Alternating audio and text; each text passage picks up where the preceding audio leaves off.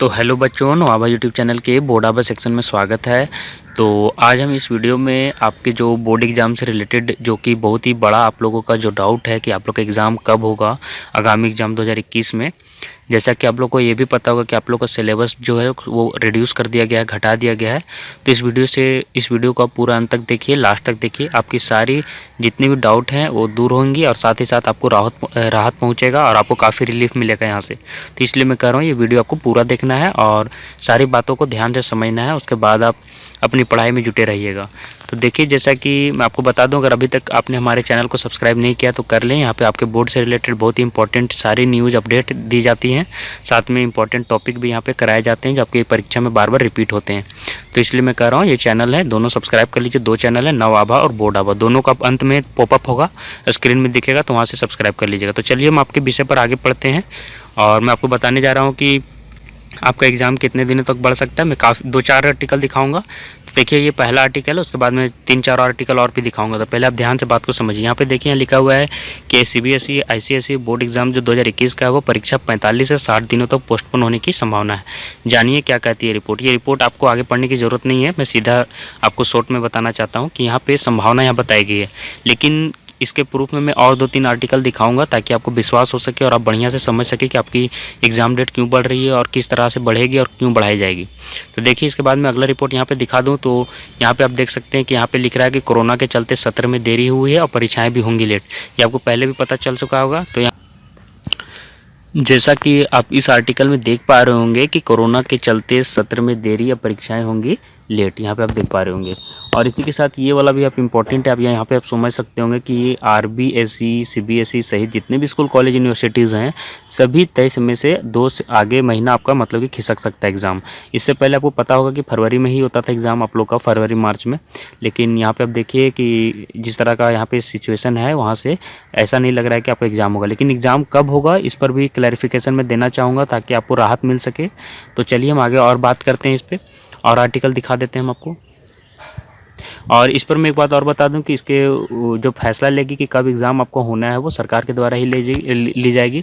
तो वही वो बॉडी है जो सरकार, गवर्नमेंट की बॉडी ही आपको यहाँ पे इस पर कोई बड़ा मतलब कि निर्णय लेगी। और इसके साथ ही यहाँ पे ये आर्टिकल में भी देख पा रहे होंगे, यहाँ लिखा हुआ है कि अगले वर्ष भी बोर्ड परीक्षाएँ देरी से होंगी, पता है ना।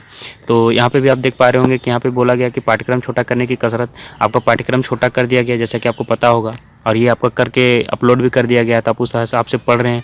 बहुत सारे बोर्ड वालों ने तो काफ़ी सारे बोर्ड के बच्चे तो बोल रहे हैं कि उनका सिलेबस भी अभी तक अपलोड नहीं किया गया है घटा के। तो ये मतलब कि जैसा कि सिलेबस आपका धीरे धीरे अपलोड किया जाएगा और उसके बाद मैं ये भी बताऊंगा कि कितने माह तक आपका पढ़ाई कराना ज़रूरी है, उसके बाद एग्ज़ाम लिया जाएगा। इसके पहले मार्च के पहले सप्ताह में शुरू हो जाती थी परीक्षाएँ, ठीक है। तो सरकार करेंगी परीक्षाएं आगे खिसकाने का फैसला। तो ये सारी चीज़ें अभी उभर के आगे आ रही है। यहाँ पे भी देखिए लिख रहा है माध्यमिक शिक्षा बोर्ड की परीक्षाएं इस बार 2 महीने आगे बढ़ सकती है।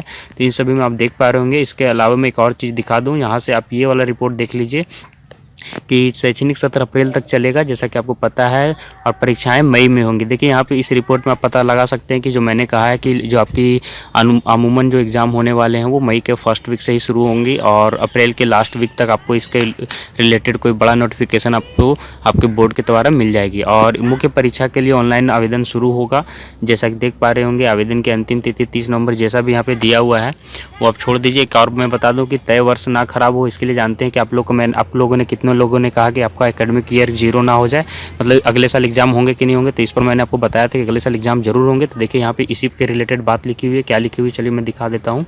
यहाँ देखिए क्या लिखा हुआ है कि बोर्ड परीक्षाएं मई में संभव शून्य सत्र से बचने के लिए 150 दिन का शिक्षण जरूरी। 150 दिन मतलब 30-25 150 होता है, 30 × 5 150। इसका मतलब ये समझ में आ रहा है कि 5 महीने का आपका जो है कि 5th मंथ का कम से कम आपका पढ़ाया जाएगा आपके स्कूल में, उस कॉलेज में, उसके बाद ही आपका एग्जाम होगा। तो इस हिसाब से नवंबर, दिसंबर, जनवरी, फरवरी, मार्च, तो इस हिसाब से आप समझ सकते हैं कि दिसंबर जनवरी से आपके क्लासेस लगनी शुरू हो जाएंगी और इसी को टाइम से जोड़ा जाएगा और इस हिसाब से आपके अप्रैल और मई में एग्जाम हो जाएंगे और आपका एकेडमिक ईयर 0 नहीं होने वाला, एकेडमिक ईयर 0 नहीं होने वाला है। और इसलिए मैं कह रहा हूँ कि अभी से आप एग्जाम में मत जुटे रहिए, ये आपके लिए एक पॉजिटिव थिंकिंग है, पॉजिटिव थिंग है, इसको लेके चलिए और इसको समझ के चलिए कि आपके एग्ज़ाम अगले साल देरी से होंगे। लेकिन ये मत समझिए कि हमको तैयारी नहीं करना, आपको ये मान के चलना है कि आपके एग्ज़ाम मार्च में ही हो रहे हैं। इससे ये होगा कि आपका सिलेबस समय से पहले कंप्लीट हो जाएगा और आपको बार बार रिवीजन करने का मौका मिल जाएगा। तो आज के वीडियो के लिए बस इतना ही। आशा करता हूँ कि ये वीडियो आपको रिलीफ दिया होगा, काफ़ी आपको शांति मिली होगी। तो आप इस चैनल को सब्सक्राइब कर लीजिए इसी तरह के अपडेट के लिए, और आने वाले आगामी एग्जाम के लिए आपको बोर्ड आभा नवाबा की तरफ से ढेर सारी शुभकामनाएं। धन्यवाद।